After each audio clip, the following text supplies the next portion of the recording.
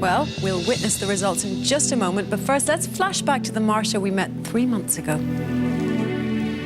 Greetings, Bienvenue! Come on in, sit on down. As it currently stands, there are well over 1,000 Pokemon, but for every really cool and objectively interesting design, there are others that aren't. Whether that be for competitive purposes or just design, some Pokemon just aren't as cool as others. I believe it was Teddy Roosevelt who once said there are those who are born terrible and those who have terribleness thrust upon them. And while we can feed our Pokemon as many poffins as we'd like, dress them up in ribbons and bows and pearls, there has to be another way to try and improve these Pokemon. That's what we're going to be doing today. I do have to give a little bit of a disclaimer here though. I understand that every Pokemon is somebody's favorite and you're fully entitled to be wrong. So if you see your favorite Pokemon in this video, just know a lot of the Pokemon that I've brought up here are curated through various lists of least interesting or ugliest Pokemon designs. So while it may be your favorite, the world has voted, and I'm sorry to say, you lost, kid. So without much further ado, let's hop into today's video. Hi, I'm the Thesterninator, but my friends call me Stern. Welcome to the channel. While you're here, don't forget to drop down below, like, comment, subscribe, do all that fun stuff that makes me and YouTube happy, and let's get right into this because I have a hair appointment at 3, a nail appointment at 4, and another hair appointment at 7 because I never like the first look. We're going to be looking at Shuckle first. Hisui introduced a lot of new design elements to different Pokemon, making them a lot more viable and interesting in design. Look at Basculin and Quillfish, who got slight and subtle changes, but their evolutions really went above and beyond what these Pokemon were capable of. And yes, I know there's some Shuckle lovers out there, but while the Pokemon can be great competitively when under the right circumstances, the design and story of this Pokemon leave a lot to be desired. It's actually kind of an ongoing joke that it's just a Shuckle, while others pipe in that it's part of the berry gimmick from previous generations. But while other purposefully lame Pokemon like Magikarp and Feebas were made into the idea of becoming cool Pokemon out of something lame and loser-ish, Shuckle was kind of just left to rot and ferment, which is actually what gave me a great idea for how to evolve this Pokemon into something a bit more fun. I thought about how when fruit ferments, it gains an alcohol-based property and how Shuckle, as a Pokemon, has kind of been forgotten by a lot of the Pokemon community. I mean, how many of you truly have a Shuckle plush sitting on your shelf right now? Let me know down in the comments. I know for a fact none of you exist. So what if we play into that type of mechanic, this Pokemon being forgotten and berries fermenting, in a meta sort of way? Like how Mimikyu plays into the meta that Pikachu is a fan favorite because of the out-of-universe anime.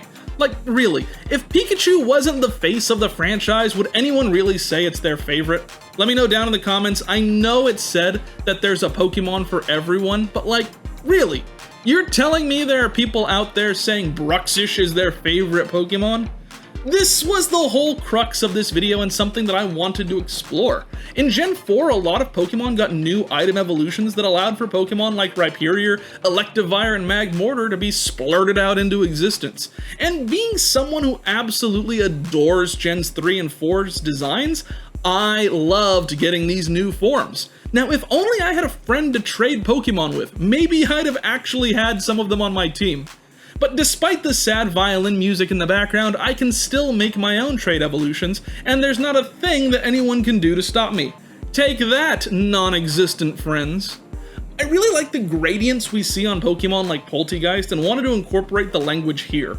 I also looked at Galarian Slowbro as an example of how poisoning can spread in that type of pattern, and I used that to inform the shapes and wobbly gradient of this Shuckle trade evolution.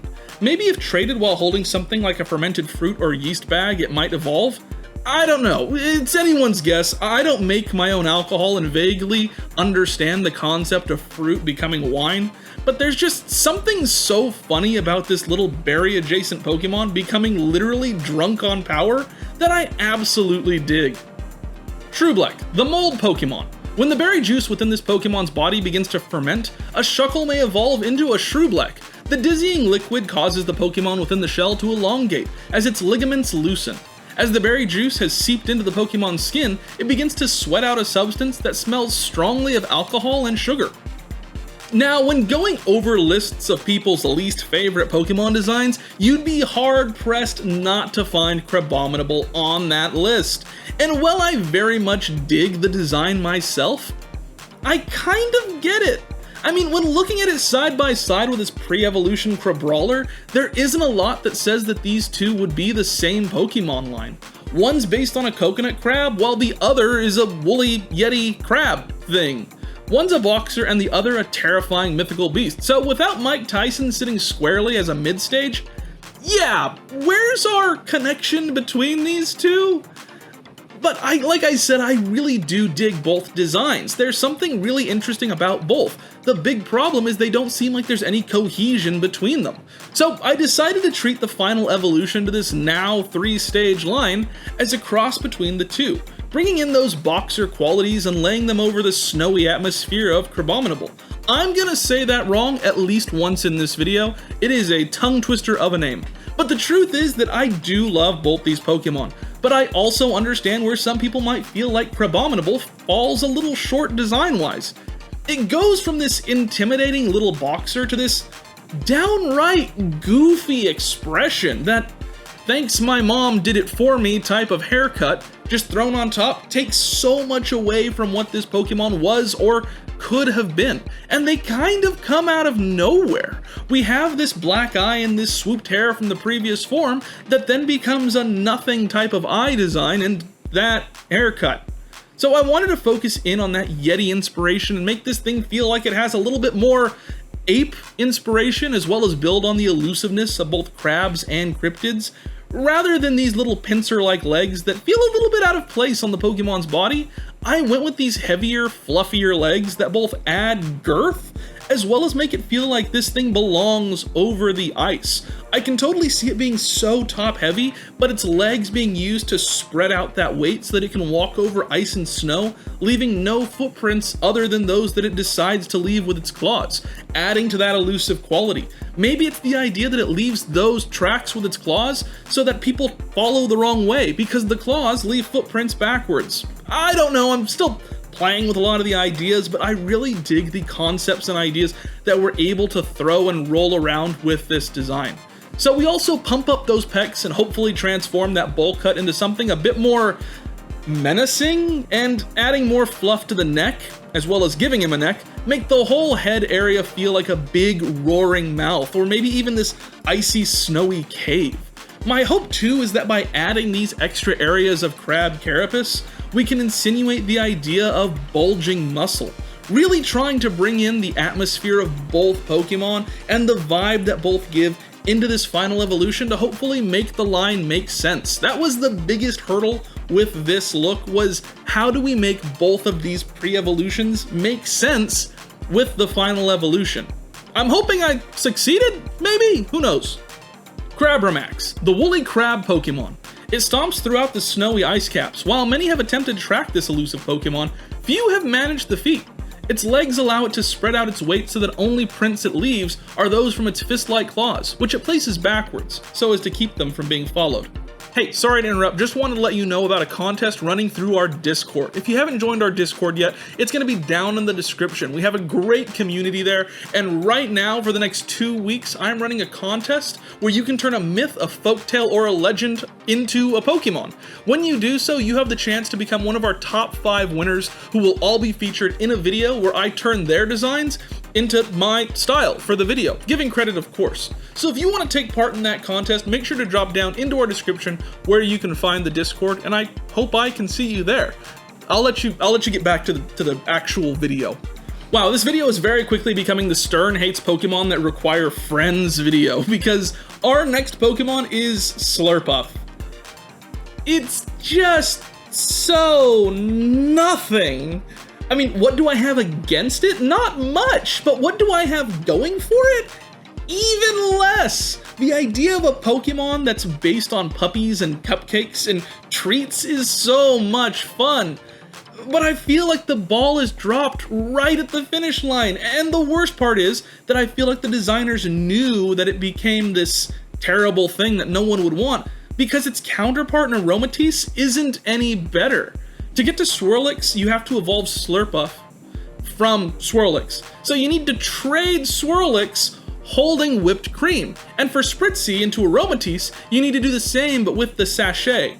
Feels like an awful lot of work for two very underwhelming Pokemon. I mean, in Pokemon Red, Green, and Blue, trades got you Alakazam, Gengar, Machamp, or Golem. But oh, how far we've fallen! But if that's the case, then why wouldn't I also redesign Aromatisse, I hear you say? If I have such a problem with both designs, and they're really counterparts to one another, why wouldn't I also redesign Aromatisse? Well, because there are a million other artists who have taken on that exact challenge quite successfully, with each one being a whole lot more interesting than what we got.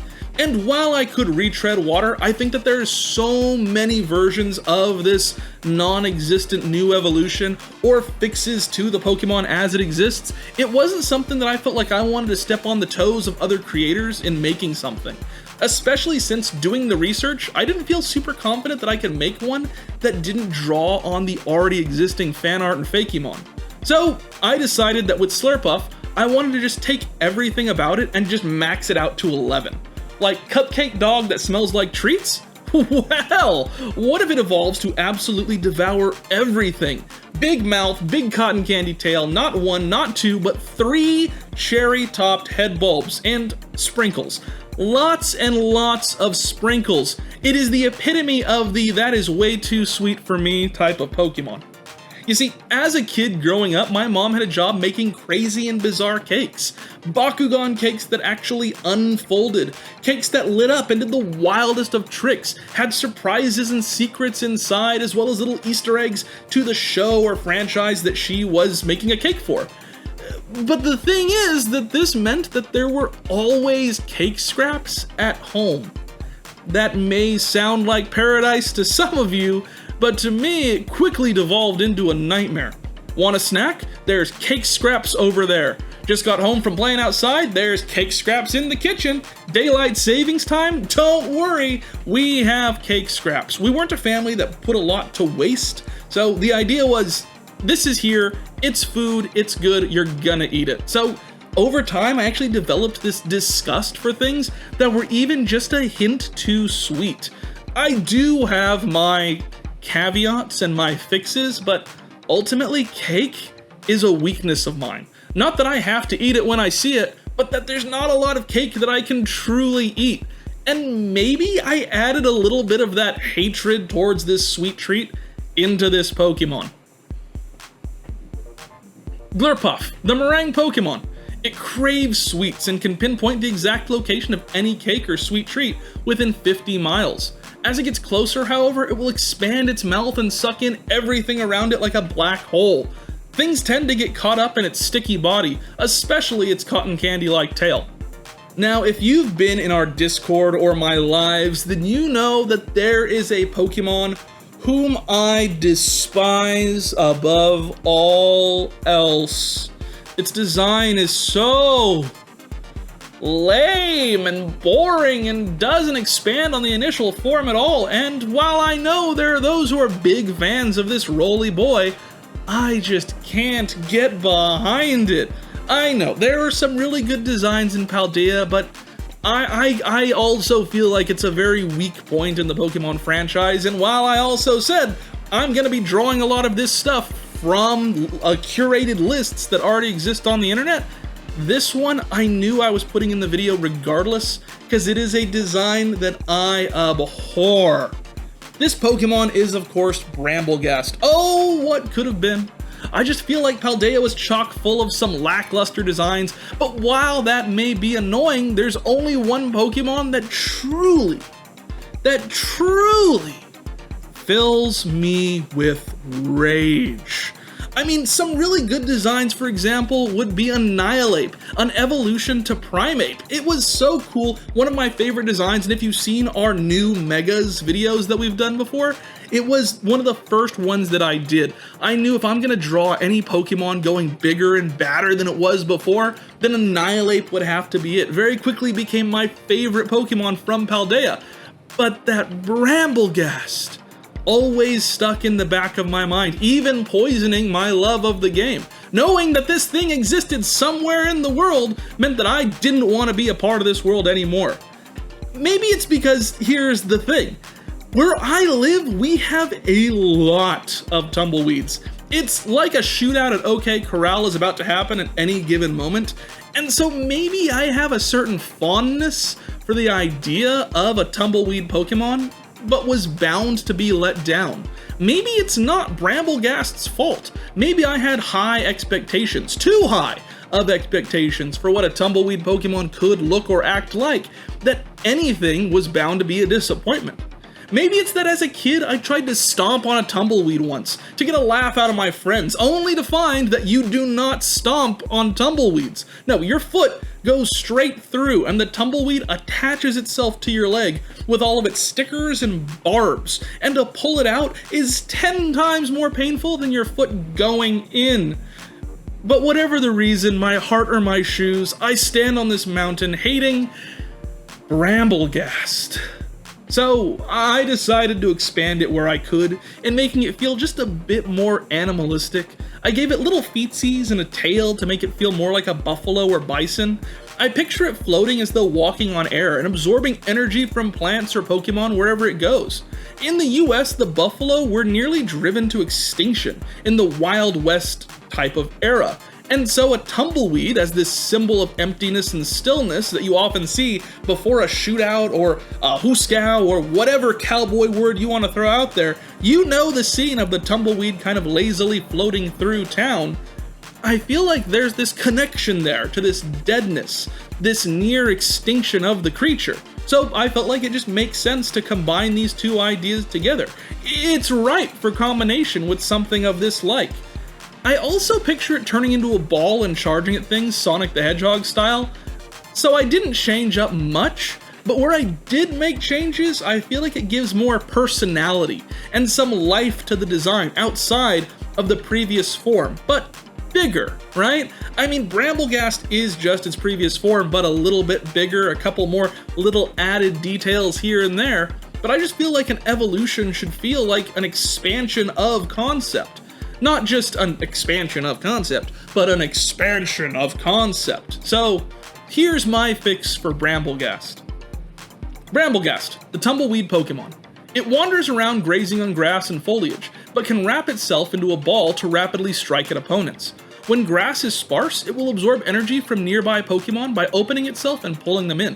The greener its spurs, the more natural energy it has absorbed, but its spurs will turn purple when it has eaten Pokemon energy instead. So who was your favorite, who are you adding onto the team, and who is your least favorite Pokemon design? Let me know down in the comments. And before you scroll all the way down there, stop by the description where you can find places that you can support the channel. Some of our higher tier Patreon supporters are Corey Cooks, Topaz, Mario Panita, Dan Hassel, Chompy Kachan, Kobo4231, Alandriel, Sky, Yuja Sakaki, Drake Null, Jeremy Sunday, Justin Grenier, Siren Shadows, Kaylin Cat, Stix TV, and Dan Bush. And if you want to get access to videos early, as well as get your name in monthly raffles, you can become a YouTube member for just $3 a month. Some of our YouTube members are Shell Racer 8683, Siren Shadows, Echo Arashi, Reggie Hustle Jr., Liam Wood, RJ, Zed Ravenmore, Somni Stars, Kaylin Cat, and Crimbo McSwizzle. Thank you guys so much for all you do for the channel. I hope that I can see you in the next one, and